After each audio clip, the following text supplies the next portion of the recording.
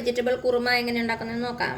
അതിനുവേണ്ടി ഞാൻ എടുത്തേക്കുന്ന വെജിറ്റബിൾസ് എന്തൊക്കെയാണെന്ന് ചോദിച്ചാൽ, ഒരു 2 മീഡിയം സൈസുള്ള സവാള ഇങ്ങനെ ചെറുതായിട്ട് കട്ട് ചെയ്തിട്ടുണ്ട്. പിന്നെ ഒരു ചെറിയ ക്യാരറ്റ്, അതും ഇങ്ങനെ ക്യൂബ്സ് ആയിട്ട് കട്ട് ചെയ്തേക്കുവാണ്. പിന്നെ വേണ്ടത് ഒരു 4 ബീൻസ്, അതും ഇങ്ങനെ ചെറുതായിട്ട് കട്ട് ചെയ്തേക്കുവാണ്. പിന്നെ 2 തക്കാളി എടുത്തിട്ടുണ്ട്, 2 ചെറിയ തക്കാളിയാണ്. പിന്നെ വേണ്ടത് ഒരു പച്ചമുളക്, പിന്നെ ഒരു ചെറിയ ഉരുളക്കിഴങ്ങ്, അതും ഇങ്ങനെ ക്യൂബ്സ് ആയിട്ട്, എല്ലാ വെജിറ്റബിൾസും ക്യൂബ്സ് ആയിട്ടാണ് കട്ട് ചെയ്തേക്കണത്. അത് കട്ട് ചെയ്തിട്ട് വെള്ളത്തിലിട്ടേക്കുവാണ് അതിൻ്റെ കളർ പോകാതിരിക്കാൻ വേണ്ടി. പിന്നെ കുറച്ച് ഗ്രീൻ പീസും എടുത്തിട്ടുണ്ട്. ഇത് ഫ്രഷ് ഗ്രീൻ പീസാണ്. ഇതൊരു 1/2 കപ്പോളം ഉണ്ടാവും. അപ്പോൾ ഇത്രയും വെജിറ്റബിൾസ് ആണ് ഞാൻ എടുത്തേക്കുന്നത്. നിങ്ങൾക്ക് ഇഷ്ടമുള്ള വെജിറ്റബിൾസ് എടുക്കാം കേട്ടോ. മഷ്റൂം ഇടാം, കോളിഫ്ലവർ ഇടാം.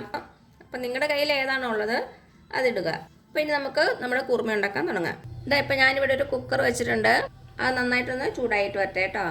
ഇതൊന്ന് ചൂടായതിന് ശേഷം നമുക്ക് വെളിച്ചെണ്ണ ഒഴിച്ച് കൊടുക്കാം. വെളിച്ചെണ്ണ തന്നെയാണ് കൂടുതൽ നല്ലത്. ഇനി നമ്മുടെ എണ്ണ ഒന്ന് ചൂടായിട്ട് വരട്ടെ.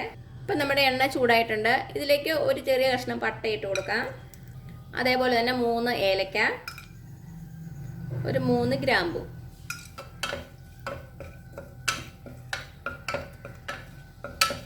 നമ്മുടെ സ്പൈസസിൻ്റെ സ്മെല്ല് വരുന്നുണ്ട്.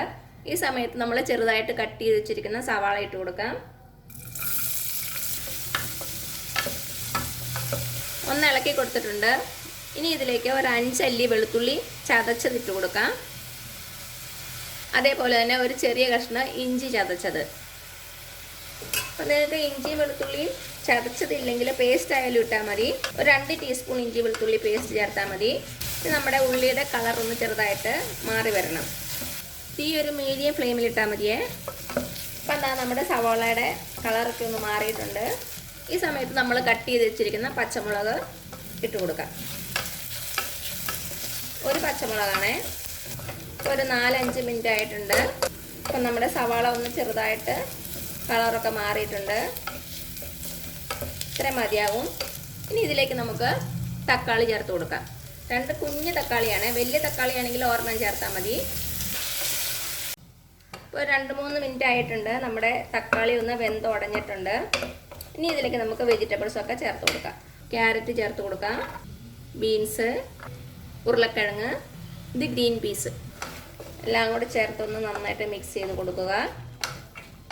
വെജിറ്റബിൾസ് എല്ലാം ഇട്ടതിന് ശേഷം ഒരു 2 മിനിറ്റ് ഞാൻ ഇളക്കി കൊടുത്തിട്ടുണ്ട്.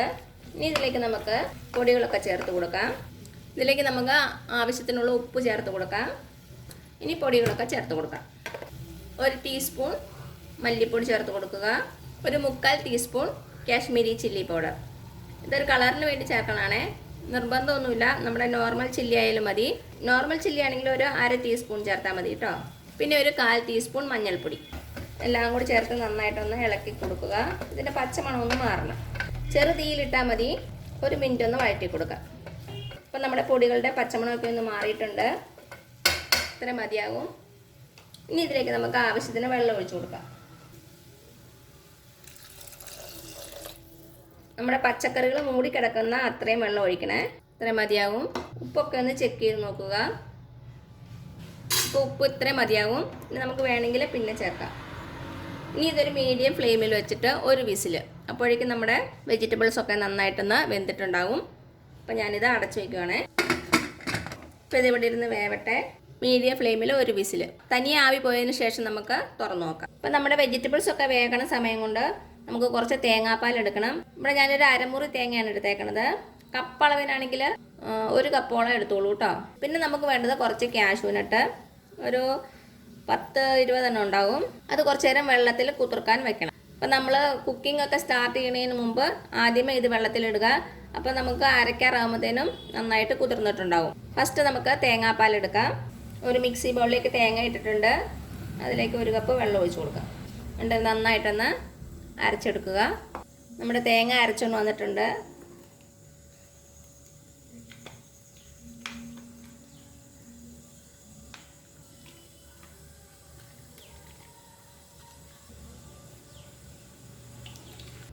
അപ്പം എന്താ നമ്മുടെ തേങ്ങാപ്പാൽ റെഡി ആയിട്ടുണ്ട്.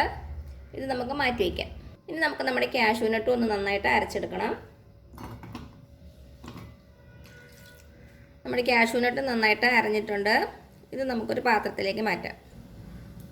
അപ്പം നമ്മുടെ കുക്കറിൻ്റെ ആവിയൊക്കെ പോയിട്ടുണ്ട്. നമുക്ക് തുറന്നു നോക്കാം. നമ്മുടെ വെജിറ്റബിൾസൊക്കെ നന്നായിട്ട് വെന്തിട്ടുണ്ട്. ഇനി തീ കത്തിച്ച് കൊടുക്കാം. ചെറിയ തീയിൽ തന്നെ വെച്ചാൽ മതിയേ. ഇനി ഇതിലേക്ക് നമ്മുടെ കാഷ്യൂ പേസ്റ്റ് ചേർത്ത് കൊടുക്കാം.